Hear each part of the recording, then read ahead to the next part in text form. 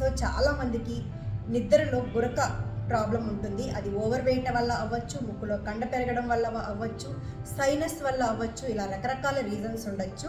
కానీ ఈ క్రియ చేయడం వల్ల ఎంతో కొంత బెనిఫిట్ ఉంటుంది. ఇదే సింహక్రియ. సో సింహక్రియని రోజుకి 3 times ప్రాక్టీస్ చేయండి. 21 count 3 sets ప్రాక్టీస్ చేయడం వల్ల చాలా రిజల్ట్ ఉంటుంది.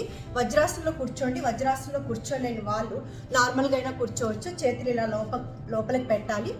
అంటే ఈ క్రియ సింహం గర్జించినట్టే ఉండాలి. నాలుక బయటికి బాగా సాగదీయండి. Focus eyebrow center. చిరునాలుక నుంచి హా సౌండ్ రావాలి.